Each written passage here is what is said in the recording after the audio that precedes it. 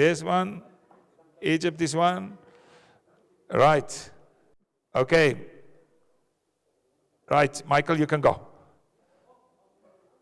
Just a sec. Yeah, just give him time.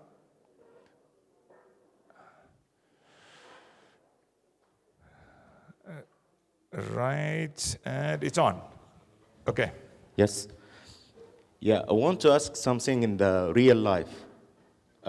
If I want to teach children like discipline, responsibility, something like this stuff, I have to be a little bit strict. And when I'm doing like this, I'm losing the positive energy. And if I don't like this, I'm afraid to lose their discipline, responsibility. So there is a little something between. I don't know how to balance it. Okay, excellent question. You heard it, ladies and gentlemen. I think that is the wrong perception, and I'm so glad you asked that. Thank you for that. Because we often have the wrong perception that psychologists say that we shouldn't discipline our children. We have to look at the way we discipline children. And therefore, not aggressive, but you should be firm. You see, ladies and gentlemen, what we must remember very much. Let me give you a stupid example. Say, for example, you are in a shop, and the 4-year-old daughter cries about a doll with pink dress. And she's really sort of throwing there a tantrum. Now, this is manipulation. And we don't deal with terrorists. So in other words, what do you do in that case? You firm, you say, I know, you show empathy. I know you want that pink doll with a pink dress, but you can't get it, I say to you. And if you don't change it now, you and I going to walk away. Can you see, ladies and gentlemen? And you take her out of the situation. It's still firm, but I'm not yelling, I'm not angry, I'm just firm. So that's the word firm. It's a different story when your child of 2 years, 3 years, is in a bath, and you are washing his head, and by accident, it is cold water, and the little one starts screaming, "Ah!" and throwing the toys out of the bed. Here is a totally different tantrum. That is what you see, what you have to remember about children very well. That the brain has let's make it easy. You have a top story and a bottom story. When a child is born, the bottom story, it's also called the reptilian brain. The bottom story is fully developed. That's where your emotions come from, but also to save you. Let me just tell you what is that brain doing. If you're driving in a town and a car swerves in front of you, then you immediately swerve out. There was no thinking process. In other words, the top story where the thoughts are, that your cognitive decisions are taken, that's a top story. But in a child, that story is not developed. It is actually only developed fully at 25. So as the child getting older, the top story is getting developed better and better. But their parents have a very strong, they hold actually the child's brain in his hand. So back to my story about the wash now. The child, cold water, and now his bottom brain, the reptilian brain, tells him he's in danger, and he starts to yell. And now it doesn't help you to teach a child to say, you don't shout, you don't throw your toys out of God. The top brain is not developed enough to understand that. So what you do in that case, you take the child away out of it, rub his back because he feels comfortable. And by doing that, and later when a child is calm, only then you say, my child, if I understand that you were upset, but if we're upset, we don't throw, we refrain from throwing things out of the bath. Can you see? Now you can teach a child. But there's a difference between the two things. Can you see? You can't expect the 2-year. There is the bottom story of the building that over the reptilian brain that took over. Do you understand? But both you were firm. But it doesn't help to be firm with the 2-year-old. That he's totally out of control. That brain, we call it a hijacking of the amygdala, that took over. But you will read in the book about that as well. Very important to read Hijacking of Amygdala as far as parents. Does it make sense? Sorry, does that answer your question? More Yeah, a little bit, but when the 4 years old starts screaming and crying, I want this, you don't love me, why you didn't get me this, and start crying in the shop and doing a lot of... That's manipulation. You don't negotiate with terrorists. She's now a terrorist. So you don't negotiate with that. You give empathy, understand you wanted, but my child, it's nothing to do with the love, and you walk away. It's good to ignore. You don't do that, ladies and gentlemen. Parents are guilty because they teach children cry and you get results. Huh? How does it work? Self-fulfilling prophecy. You tell the child, you go to a shop and you say to the child is now 3 years in a trolley, you say, Mama tells you, you're not going to ask for a sweetie again in the shop. Do you understand me? Yes, yes. Now you walk past the sweetie counter. That little one says, I want a sweetie. I told you, you're not going to get a sweetie. Mama, a little bit louder. Mama, I want a sweetie. Don't you do that. I want a sweetie. What do? You naughty child. And you put the sweet in his mouth. What did you teach a child? Cry and you get results. And that's exactly. The parents, ladies and gentlemen, they know how to manipulate you. You might think the reptilian brain is not, that one is fully developed and he knows how to manipulate you. So take cognizance of that, okay. If she starts saying, I hate you, I don't love you, so it's still manipulating.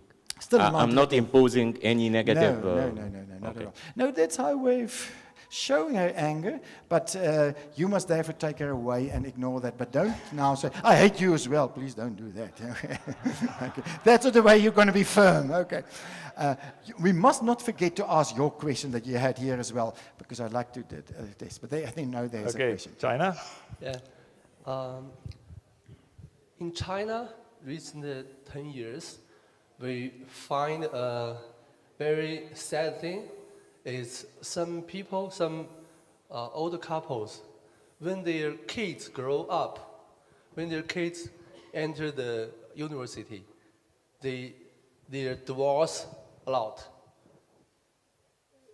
Did you know this thing?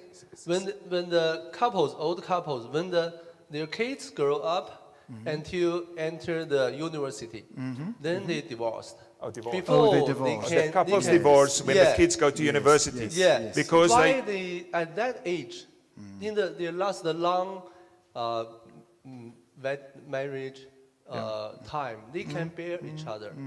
They stay together until they feel their kids are out, then we're out.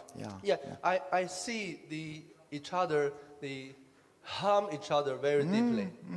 How to help this kind of thing to recover, to become healthy in the emotional way? Yeah. You know, it's such an important thing that he is saying. It's not only happening in China.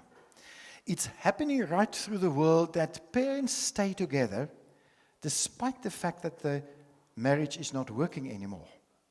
Now they think, for the sake of the children, we'll stay together till the end. But that is so sad that they don't go for therapy, they don't go for counseling, whatever. Because if you love someone, why would you stop loving? I mean, you know, when you buy a car, that car is great for a year or two. But then you already want a new car. Now, don't say the same with the marriage of the wife, only 2 years. But the point is, you get used to something. And often people are just used to each other. And because they don't work on the marriage, you see the dilemma is, ladies and gentlemen, like any art. If you want to play piano quite well, you have to practice.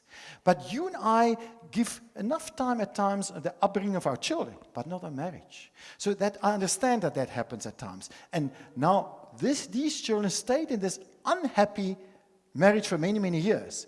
And the parents never realize what is the non-verbal impact on the children. It's even worse.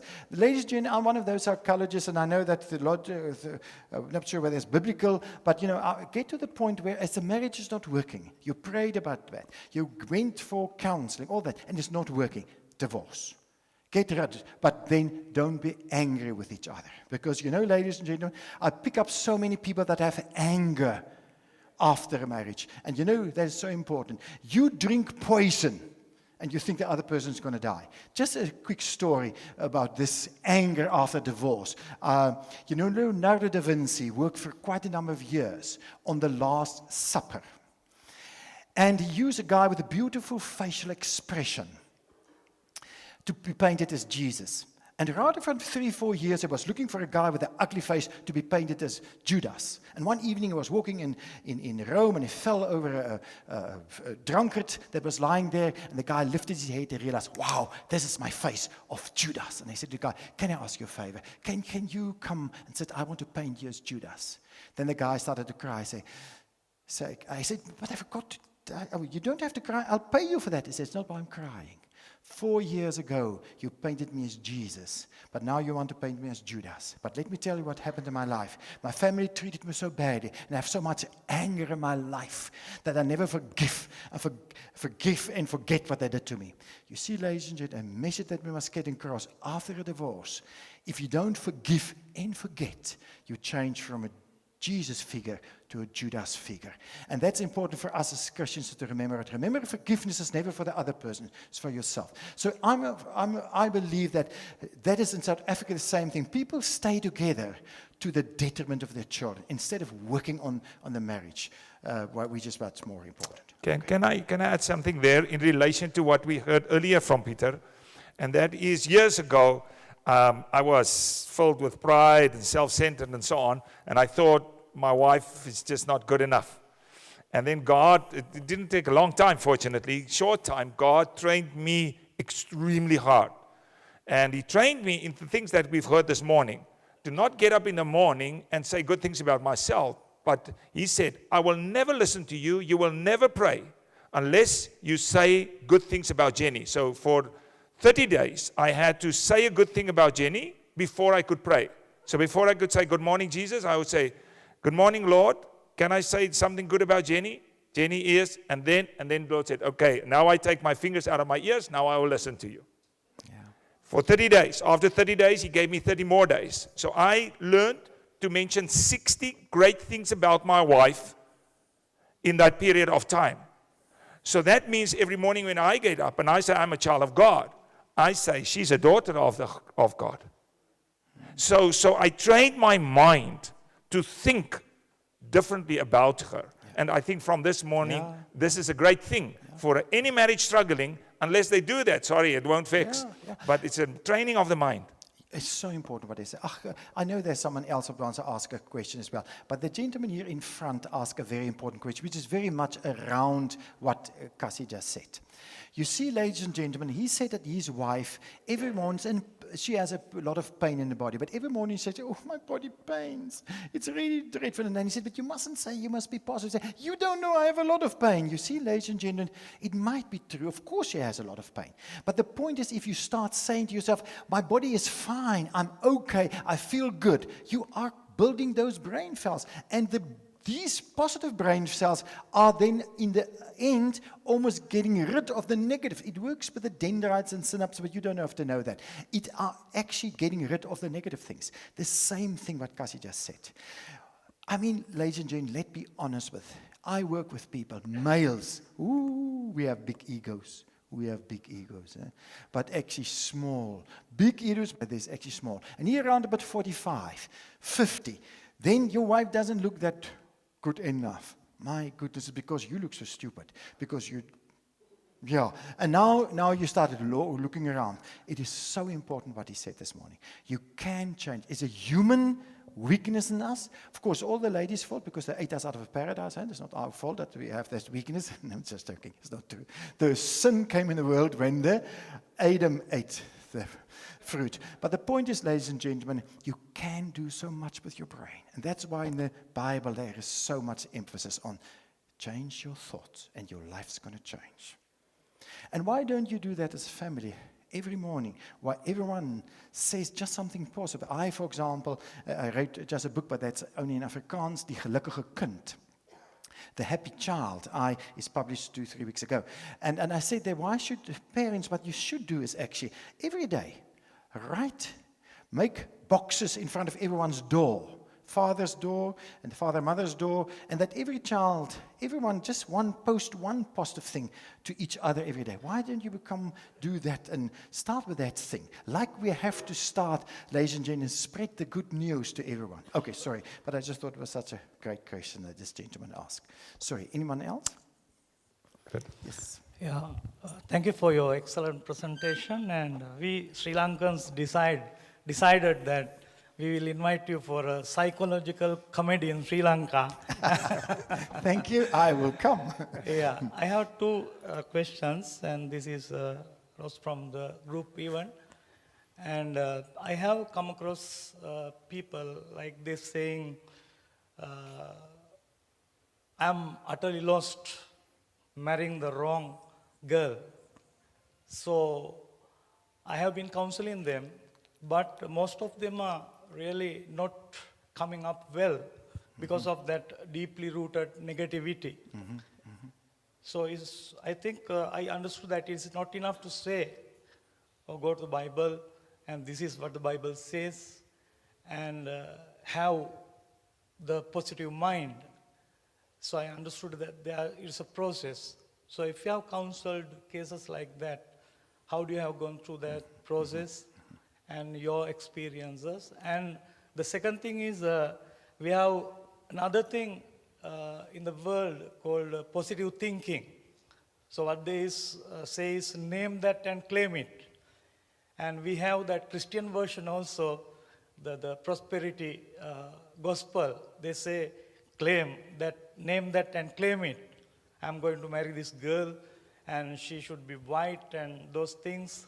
And Lord, give me that girl. So for me, the faith is waiting upon the Lord to receive as He has designed for me. So if you are claiming the promises of God according to the design of God, then it's faith. So how do you see this? Name it and claim it, and the positive thinking that some Christians are using, misusing. Yeah. Misusing, but let me first start. You ask first about the marriage, that is not working. It happens so often that what Cassie just shared with you, that with many males start happening. What he did without maybe at that point in time, because neuroplasticity was not something that we all knew about that time, because remember, there's only this century. What he actually did, he rewired his brain. So in other words, with the counseling, with the empathy and all the other things, improving communication, whatever is necessary in that marriage, I will also say to both of them to do exactly what Cassie did. By rewiring your brain. It is incredible, ladies and gentlemen, that if you do those things, that how you start seeing the other person in a different way. Let me give you an example how it works. There's a verse in the Bible which was always very difficult for me, where the Bible says, listen, the people that will have, I don't know the exact words, but it boils down to, the people that will have will receive more. And the people that don't have, it will be taken away. Now, that was for me very unfair. But the way I see it, and I know a little bit about theology, but maybe it was a wrong thing, but you see, ladies and gentlemen, when you start becoming positive, you start attracting positive things. That works actually in your brain. Do you still remember grade 8 biology, the reticular activating system? That's a small part in your brain, which means that it's a filter, and only things that are important to you come through that filter. Let me give you an easy example. I don't know anything about cars. My eldest son, I wanted to buy a car for him, and one of my engineering friends said, buy a Hyundai Getz. It's a good car. I didn't know what it looks like, etc., etc. So I bought him a Hyundai Getz. You know, now, when I drive on the road, I just see Hyundai Getz cars. Can you see? That's the RAS system. Now it filters that as far as cars are concerned. And that is what happened in the marriage as well. That's what happened with Cassie. The moment that he started to rewire his brain, of course, with all other things, in your case, you're doing the counseling, but when you rewire your brain, you start attracting positive things. But that's going to happen with you in any case. If you start saying positive things about yourself, like that little girl on the thing, then through the RSA system, eventually, it's a slow process, you start attracting positive things. What is unfortunately the thing? This gentleman who told the story of his wife with the pain, her RAS system just attracts negative things. Can you see? Do you understand why the Lord really put, and I want to say that not a fourth time, put the emphasis in Philippians 4 verse 8 with changing the mind, the positive mind? Can you see? Does it answer the first part of your question? The second part was... Claim it, name it, claim it. That boils actually down to that as well. Ladies and gentlemen, I don't want to go on this topic because it is, but let me first, I work in sports psychology as well. And we use the principle of visualization. And visualization says, the definition of visualization is, you see something that's going to happen in the future as if it's now a reality. Go and check what the Bible calls faith, Hebrew 11 verse 1. Something in the future. Now, the way I see it is that claim it, that's how the quantum physics work, and I really, really believe that God used quantum physics, and here, these things, if you pray to someone, do you know that there's research done where people prayed for people 300 kilometers, they didn't know the guys, but those guys were actually much healthier after the praying of guys, a group they didn't pray for. And I really believe there's something that we don't use. That we know that how your God gave quantum physics to use in these things. I firmly believe that quantum physics is part of faith. But in any case, that is maybe a difficult, I don't want to get into that. I just want to say something about this. Now it's out of my mind by the previous question. Does it answer your question to a certain extent? Okay, thank you very much. Yes. Yeah. Sorry, there at the back. Avoiding to use this don't. Until what age we better don't use don't, and if especially when dealing with teenage, sometimes we have to be firm to tell them. Yeah. Let me say the don't. I exaggerated a little bit about the don't. There are times that you can say don't. But you know very well, ladies and gentlemen, that the brain really doesn't. So we must really get away from the don't. Now, I know my friend here is it Egypt that is sitting here? Yeah, it's Egypt that's sitting here.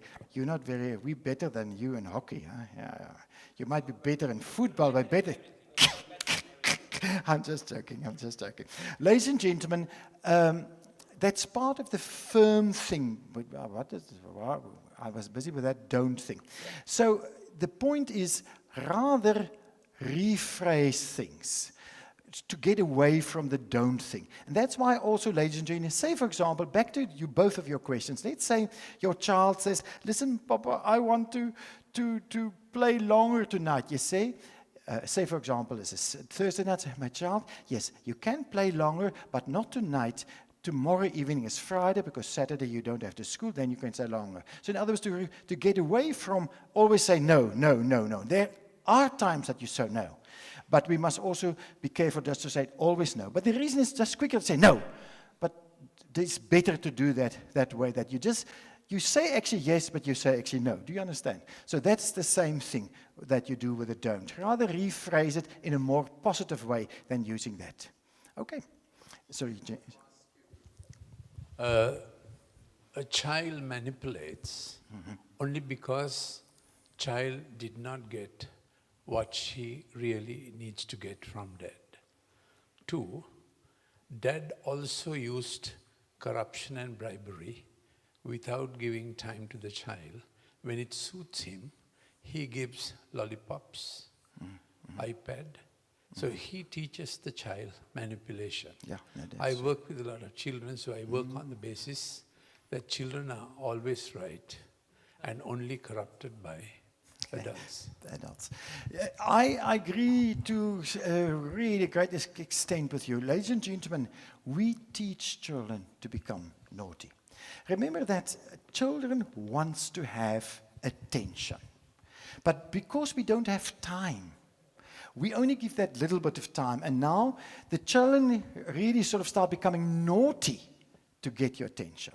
So I think it's very much what you're saying. So they manipulate us for our time. And therefore, ladies and gentlemen, what is very important, I know that the old phrase you all know, maybe you also use it.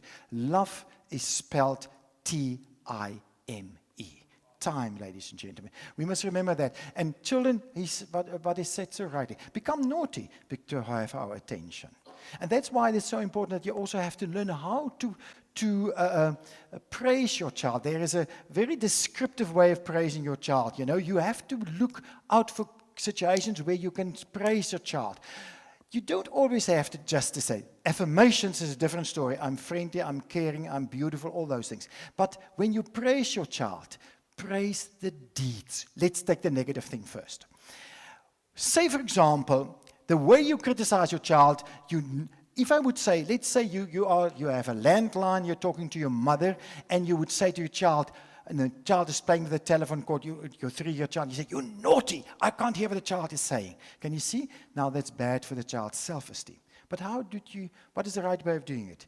To emphasize the deed. You would say to your child, I'm upset when you play with the telephone cord because now I can't hear what Granny is saying. Now the child knows the deed is wrong. Can you see, ladies and gentlemen? You must be very, very careful not to break down the child, the self-esteem, but you must punish, so to speak, the deed, or be firm about the deed. Remember that. The same thing when you praise your child. You must be on the lookout for where you can praise your child. And that, I think, is his point. Sri Lanka, is that right? Doctor, you from? Sri Lanka. Yeah, Sri Lanka. That's why what he said. Be on the lookout where you can praise your child. And you'll be amazed that the bad behavior becomes less and less. But the bad behavior is there. Exactly what he said, because that's a manipulation because we don't give enough attention. Or quality attention. Okay. Sorry. This Good, gentleman Donald. yeah. Ok, thank you. Donc, je voudrais poser la question à propos de ce que la Bible dit sur le péché. I want to ask a question vis-à-vis what the Bible says about sin. Okay, About sin. sin. La Bible dit qu'il n'y a rien de bon en l'homme. The Bible says that there is nothing good in men. Okay. Ça, c'est pour l'homme pécheur. Bon, maintenant, nous n'avons pas que des enfants qui ont accepté Jésus dans leur vie. Nous avons aussi des enfants et même des adolescents qui ne connaissent pas Christ. We not only have children that have not accepted Christ, we also have adolescents and adults that do not know Christ. Ok, donc dans la mesure où je fais comprendre à l'enfant qu'il est bon, et pourtant la Bible dit qu'il est mauvais, pour celui qui n'a pas accepté Christ, comment passer le bon message pour maintenir la vérité? So when I speak to a child that has not accepted Christ, and I tell him how good he is, how do I communicate this message that what the Bible says to him or her? Je vais prendre un exemple que j'ai vécu, une petite expérience. I want to state an example. Ok, j'ai une mémoire visuelle bien développée, une mémoire visuelle dont je garde rapidement ce que je vois. So I have a memory that I want to give to you. Ok, donc j'ai bu le coca, j'ai laissé au niveau de l'étiquette et j'ai mis dans le réfrigérateur. So I have taken Coca-Cola and I left it at the level of the etiquette. Donc, et quelques temps après, parce que les enfants étaient à la maison, les enfants qui vivent avec nous, ils étaient à la maison. Quelques temps après, je vais dans le frigo, j'ouvre le frigo et je veux prendre le coca. Je me rends compte que ce n'est plus au même niveau. So a little time afterwards, I went back to the fridge to find the Coca-Cola with a lower level because there were other children also in the home. Bon, ils savent qu'il faut toujours demander avant de prendre. They know that they have to ask before they can take. Et pourtant, je n'interdis pas. Si quelqu'un demande, je peux donner comme je peux dire non. And I've never said no to them when they want something at home. Alors, comme ils n'ont pas demandé, je pose la question qui a appris. So when I saw this, I asked the question. Ben, tout le monde dit je ne connais pas. And everybody said, no, we don't know anything about this. C'est un exemple pour dire, bon, le péché est là, mais qu'est-ce que je vais le dire, par exemple, à l'autre, si je sais que le péché est en lui et So this is a very good example of the sin reigning in man. So, but what do I do in a circumstance like this, where the sin is real, but I still have to affirm that you are good and you are like the video clip that we've seen? Yeah. Ladies and gentlemen, two things. We must never put the emphasis on that we are sinful, forgetting that we are creating to the image of God. The sin is there, and we always battle with that. But the whole upbringing of your child is actually to make him as more and more like Jesus. Isn't that what it's all about? To bring Jesus in our lives. In other words, yes, but because of our sinful nature, we will do things. I mean, some people still tell a white lie, and I've no doubt that the majority of you that are sitting here also told a white lie in your life. I mean, I did it. I can't remember when, but Alzheimer's, I can't remember that. But I've definitely told also a white lie. That's sin. That's not right. So in other words, back to your thing. We have to realize that 100 billion laptops child is the image of God. The only person, the only being that was created to communicate with God in the world. But unfortunately, sinful nature, he will make mistakes.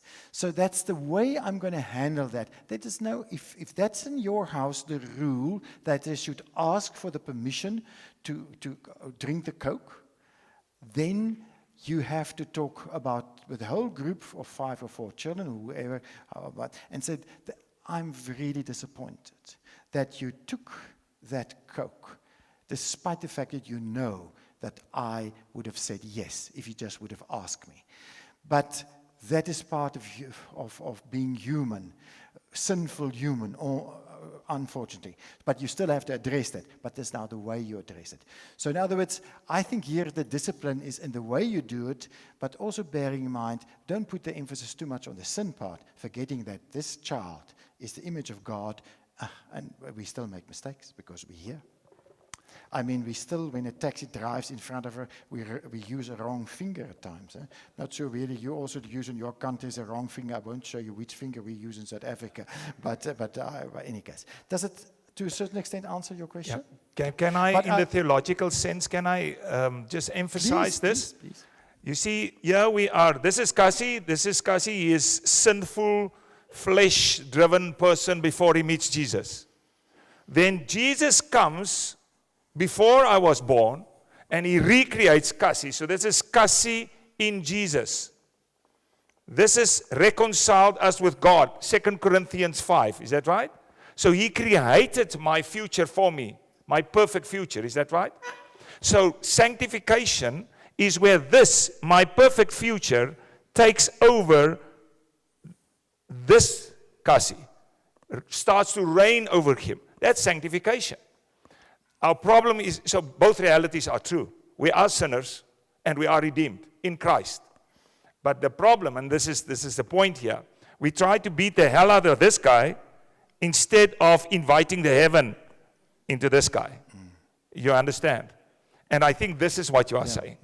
Yeah. We focus on, instead of bringing heaven home. Let the truth that exists in Christ become a reality in lives, and let's call this forth in what we are doing. Does that make the theological breach for you? Okay. All right, next. We've got, guys, we're running out, so we got 1, 2, and 3, 4 questions. That's it. So try and keep the questions short. 4 questions. Yeah, two quick questions. First is psychologists to some extent teaches that whenever you are angry, You place a number of rubber bands into your wrist and you snap it 1 to 10 and you won't be angry anymore. On another side, we have been taught through biblical counseling that the heart of the problem is the heart. So how do we reconcile the two? How do we really teach through transformation on that regard? Second is with regards to temperaments. Others are saying that, yes, this is a certain type of personality of the person which we need to uphold. But at the same time, we have a tendency to box that person on that certain personality and thereby disallowing the opportunity of God to transform that person. So that's the two questions that I would like to set in. Yeah. Ladies and gentlemen, in this book, there's the technique, the ABCD technique, which helps you not to lose your temper. So look at that and the hijacking of the amygdala. I'm not going to say there for too much about that. Many males often lose their temper. Why? Because we were taught up only sissies cry. So we became used to suppress our feelings, and some of us just get stressed and get heart attacks, other people, so anger is never caused by someone else. You make yourself angry. You are inclined to say other people make you angry. It's not true. It's not the situation. It's not the boss yelling at you that makes you angry, give you the bad hormones. It's what you say to yourself. You say, he belittles me. Can you see? And that's your thoughts. Can you see why it is incredible that the Lord said, we must change our thoughts. Then that's going to change as well. Now, I forgot actually to say, but read the ABCDE technique. It's a wonderful technique to overcome that. I don't have time for that now. Your second question, I forgot now. Spokes? Temperaments. Temperaments, what do you mean? Temperaments like phlegmatic, choleric, and some sort of that. Temperaments, the different profiles, social profiles. Yes, you can't get away from that. Some people become angry quite easier, especially if you look at psychological terms, the Myers-Briggs, some of you might have heard of that. ISTJ people are inclined to become more sort of like that. People that are more introverted, they suppress, and then, that's true. Temperaments do have an impact, But that's no excuse. You have to change that. So that's ABCDE. Go and read that. You looked at nations overall and seen what are the contributory factors to being positive or negative. Also, one thing from our nation is we are predominantly governed by a Buddhist thinking, which I feel is negative. It's very karmic, and it's an overarching factor, I feel, in the nation and our outlook. How do you deal with this kind of thinking in that kind of a context? Such a good question, because, ladies and gentlemen, it is so. Some countries have still a very negative way of upbringing, and those people will be more negative. But the wonderful thing about emotional intelligence, it is all over the world the same. That's why you'll see that one of the slides, the very second or third slide that I showed, that there are no cultural differences as far as emotional intelligence is concerned. So in other words, these principles that we are talking about, and by the way, I told you that the last quarter of this book is all what you can do with children. The first part is very much you, but the last quarter is all about your children. So those things, the wonderful thing is, and that's why I say, emotional intelligence is actually biblical. It is actually a fruit of the Spirit. Although they have all these incredible definitions, but that is actually teaching the fruit of the Spirit, and that is applicable to all of us in a very short way. Okay. Most of the South Asian cultures, people and children are addicted to very much into films and cartoons and other media activities, and we have observed that the films and cartoons promotes victory over another person, and that lies in their head. They memorize and they try to practice that as well. How would you advise on such an important insight? Remember the self-fulfilling prophecy. Other people, but other things have a major impact on the way you see yourself. Worldwide, the average teenager spends per week 9 to 16 hours just busy with internet, games, and so forth. And have you recognized or have you noticed that the high degree of violence in America? Because that's what they see in games. And that's why it's so important that parents must really look at the TV diet of your children, but also sort of games that they play. The majority of games are violent, ladies and gentlemen, and that we're creating a violent sort of youth. In South Africa, for example, it is so bad that Professor Tustin did research that he found that children become absolutely depressed if they can't find their cell phones. They are so addicted to cell phones, and we must be the same, because you know the addiction to cell phones is just as words, that is his words, his research, as addiction to cocaine or those things. That children become depressed because the addiction to technology and stuff like that. So technology can be great, but it has also very negative effects on children. And we must look at how children are using this. We must put them on a media diet from time to time. Our last Okay, question. just a completion about this question. The culture in many countries actually is a little bit negative. Negative, yeah. So is it better to teach my children we are positive, but take care there is a negativity on the streets, or to leave them go to the street with a positive energy and just have the shock from the streets?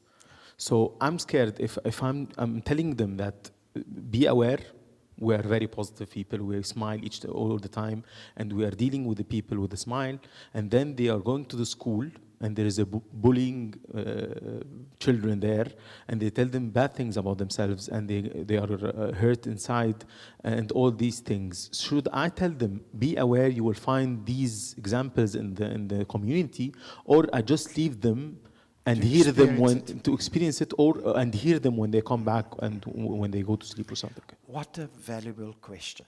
Thank you. Ladies and gentlemen, unfortunately, we are like Velcro for negativity. We attract negative things more than positive things. So, back to his question. That's why it's so important. You have to do these positive things with your children.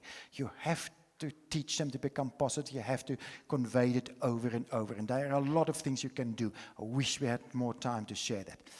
But yes, tell them about the negativity outside. But if you harness them, if you build on that positive, remember the RAS system, then that will have still an impact, but not as big. And that's why fathers, parents, you have to teach your children to be positive. And then, this not about, it doesn't answer your question. Yeah. So in other words, let them be aware of that, but you have to work. But there's the other thing that he just said, ladies and gentlemen, and I want that to give the assignment to all of us that are here. He spoke about the smile. Why don't we all of us go out? I told you it works with these mirror neurons in your brain. Other person pick up your positivity. So other people in the end also in the school will pick up that child's positivity. That's research has shown that children start to play more with them, etc., etc. That's why you have to do it at home. But I want to give a challenge to all of us that are here at this conference. Let's go out. And when we go to a supermarket, that lady's working at the till, at the counter, let's all be friendly with her. Can you see? Now your friendliness, your smile rubs off on her. Now Dennis comes to buy something from her. Now she's friendly with Dennis. Do you know the ripple effect of these things, the 4x4x4 principle?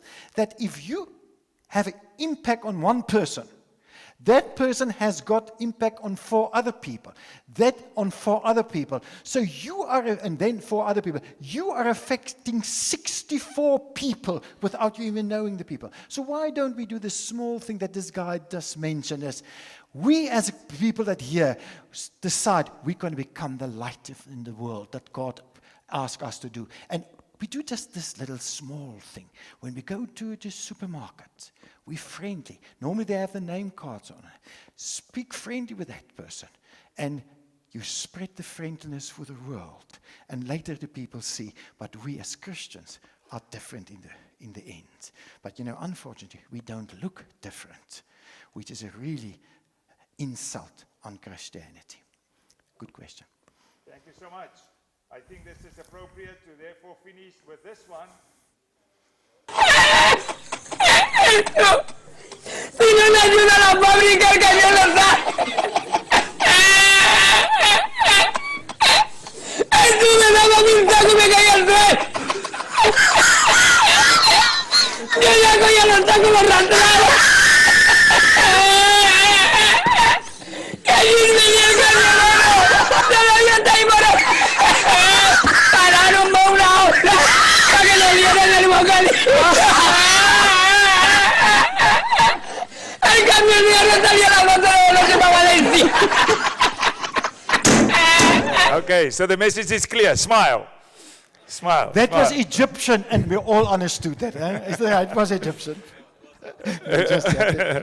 No. Thank you so much. Okay, ladies. Peter, thank you so much. Let's give Peter a hand. We can. Thank you, Peter, so much. Appreciate it. Appreciate it.